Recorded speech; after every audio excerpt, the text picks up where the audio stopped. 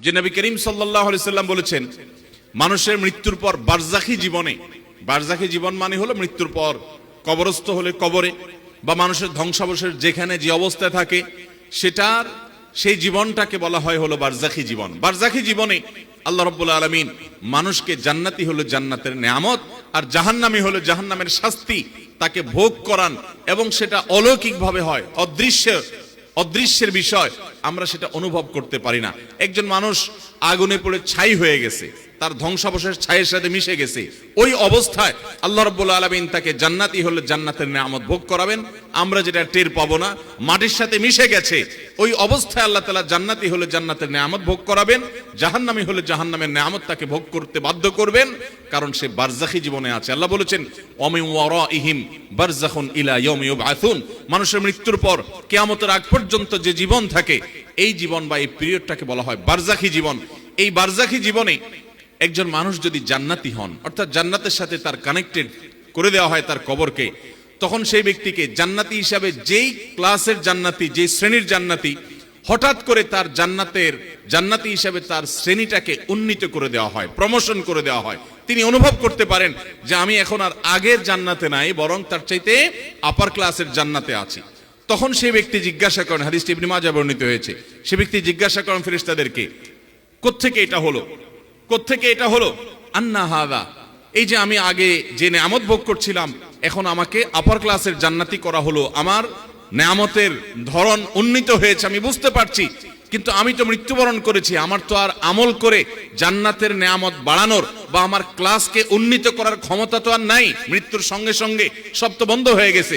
ইযা মাতাল ইনসান ইনকাতা আনহু আমালু, হাদিসে আসছে মানুষ যখন মৃত্যুবরণ করে তার আমলের দুয়ার বন্ধ হয়ে যায়, তাহলে আমার তো আমলের দুয়ার বন্ধ হয়ে গেছে, আমি তো অলরেডি মৃত, তাহলে কিভাবে আমার কবরে, আমার বারজাখী জীবনে আমার জান্নাতটার ক্লাস উন্নীত করে প্রমোশন করে দেওয়া হলো, কোত্থেকে এটা হলো? সেই কবরবাসী অবাক হয়ে ফেরেশতাদেরকে জিজ্ঞাসা করেন, তখন ফায়ুকাল, তাকে বলা হয় তোমার আমল করার আর সুযোগ ছিল না এবং তোমার ক্লাস উন্নীত করারও সুযোগ ছিল না, কিন্তু একটা দরজা খোলা ছিল। কয়টা দরজা খোলা ছিল ভাই? একটা দরজা খোলা ছিল। সেটা কি? বিস্তিগফারি ওয়ালাদিকা লাক, তোমার সন্তান তোমার জন্য আল্লাহর কাছে ইস্তেগফার করেছে, চোখের পানি ফেলে, কায়মন বাক্যে, হৃদয় নিংড়ানো দোয়া দিয়ে রব্বে কারীমের কাছে দোয়া করেছে, ও মাবুদ, ও মালিক, আমার আব্বাজান দুনিয়া থেকে চলে গেছেন, আমার মা চলে গেছেন, আমার ভাই চলে গেছেন, স্বামী স্ত্রী চলে গেছেন, আমার অমুক আত্মীয় স্বজন চলে গেছেন, আল্লাহ আমি তার পক্ষ থেকে আপনার কাছে ক্ষমা প্রার্থনা করছি। তিনি আর নিজের জন্য দোয়া করার ক্ষমতাও রাখেন না, তিনি আর তার আমল নামাতে একটি সুবহানাল্লাহর সওয়াবও অ্যাড করার ক্ষমতা রাখেন না, তিনি 2 রাকাত নামাজ পড়ে সেই সওয়াবটা তার আমল নামায় যুক্ত করবেন সেই ক্ষমতা আর রাখেন না। ও মালিক, তার সমস্ত আমলের দুয়ার বন্ধ হয়ে গেছে, আমি তার পক্ষ থেকে আপনার কাছে দোয়া করি, আপনি তাকে মাফ করে দেন, আপনি তার প্রতি রহম করেন, আপনি তাকে ভুল ত্রুটি মাফ করে জান্নাতি হিসাবে মর্যাদা দান করেন।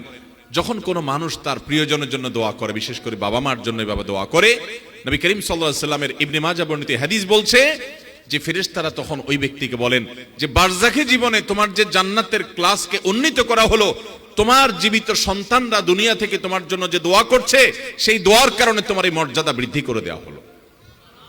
ভাইরা আমার, আমরা যদি আমাদের মৃত আত্মীয় স্বজনদের হাহাকার, তাদের ব্যাকুলতা, তাদের কষ্ট, তাদের যে দোয়া এবং আমাদের পক্ষ থেকে তাদের জন্য ইস্তেগফার, এটার যে কাঙ্গাল তারা, এটা যদি আমরা দেখতে পেতাম, আমরা বোধহয় পান, আহার, আরাম, আয়েশ সবকিছু ছেড়ে শুধু চোখের পানি ফেলতাম। কত অমানুষ সন্তান আছে যে বাবা অনেক আগে মারা গেছেন, মা অনেক আগে মারা গেছেন, ভুলে গেছে।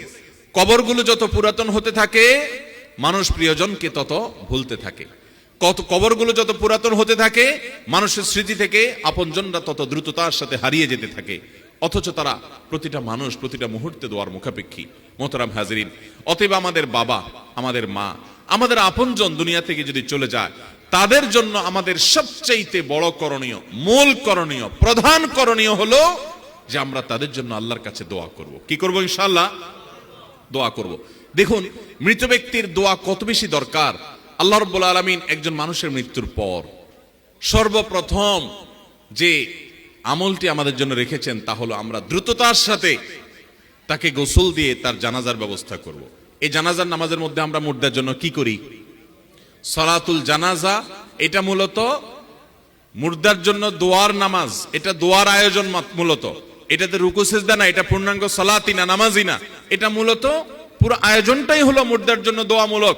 আমরা দোয়া পড়ি, আল্লাহুম্মা গফিরলি হাইয়িনা ওয়া মাইয়িতিনা ওয়া শাহিদিনা ওয়া গায়িবিনা ওয়া সগীরিনা ওয়া কাবীরিনা ওয়া যাকারিনা ওয়া উনসানা আল্লাহুম্মা মান আহইয়াইতাহু মিন্না ফাআহইহি আলাল ইসলাম ওয়া মান তাওফাইতাহু মিন্না ফাতাওফাহু আলাল ঈমান আল্লাহুম্মা লা তাহরিমনা আজরাহ আল্লাহুম্মা লা তাহরিমনা আজরাহ ওয়া লা তাফতিননা বা'দাহ। এই যে হাদিস ওয়ালা তুদিল্লানা বা'দা, কোন কোন riwayate আসছে এই হাদিসটি সহিহ মুসলিমে এবং সুনানে আরবাআ অর্থাৎ হাদিসের প্রসিদ্ধ 4টি সুনান গ্রন্থে তিরমিজি, নাসাই, আবু দাউদ, ইবনে মাজাহ এবং সহিহ মুসলিমে বর্ণিত হয়েছে। এই দোয়ার অর্থ আমরা অনেকে জানি, অনেকে জানি না। আল্লাহুম্মা গফিরলি হাইয়িনা, আল্লাহ আমাদের জীবিতদেরকে মাফ করে দিন, ওয়া মাইয়িতিনা, আমাদের মৃতদেরকে মাফ করে দিন, ওয়া সগীরিনা ওয়া কাবীরিনা, আল্লাহ আমাদের যারা বড় আছেন তাদেরকে মাফ করে দিন, যারা ছোট আছেন তাদেরকে মাফ করে দিন। আল্লাহুম্মা গফিরলি হাইয়িনা ওয়া মাইয়িতিনা ওয়া শাহিদিনা ওয়া গায়িবিনা, আল্লাহ আমাদের যারা উপস্থিত তাদেরকে মাফ করে দেন, যারা অনুপস্থিত তাদেরকে মাফ করে দেন। ওয়া সগীরিনা ওয়া কাবীরিনা, আমাদের ছোটদেরকে মাফ করে দিন, বড়দেরকে মাফ করে দিন। ওয়া যাকারিনা ওয়া উনসানা, আমাদের পুরুষদেরকে মাফ করে দিন, নারীদেরকে মাফ করে দিন। তারপর কি? ওয়া যাকারিনা ওয়া উনসানা আল্লাহুম্মা মান আহইয়াতাহু মিন্না ফাআহই আলাল ইসলাম, আল্লাহ আমাদের মধ্যে যারা জীবিত থাকে আপনি তাদেরকে ইসলামের উপরে জীবিত রাখুন। ইসলামের উপরে জীবিত থাকা কঠিন ভাই, চতুর্দিকে ফিতনা চলছে আমাদের ঈমান হরণ করবার জন্য। এই কঠিন সময় ঈমানের উপরে টিকে থাকা কঠিন, এজন্য দোয়া করতে হয়। এবং ওমান তাওফাইতাহু মিন্না ফাতাওফাহু আলাল ঈমান, আমাদের মধ্যে যাদেরকে আপনি মৃত্যু দিবেন আল্লাহ তাদেরকে ঈমানের সাথে যাওয়ার তৌফিক আপনি দান করবেন, ঈমানটা যেন নিয়ে যেতে পারি সেই তৌফিক আপনি দান করবেন। আল্লাহুম্মা লা তাহরিমনা আজরাহ, আল্লাহ আমাদেরকে এর বিনিময় আপনি দেওয়া থেকে মাহরুম করবেন না। ওয়ালা তুদিল্লানা বা'দা, এবং যার জানাজা পড়তেছি আল্লাহ এই লোকটা চলে যাওয়ার পর আমরা যেন গোমরা না হয়ে যাই। তাহলে একজন মানুষের মারা যাওয়ার পর আমরা জানাজা নামাজে তার জন্য দোয়া করছি,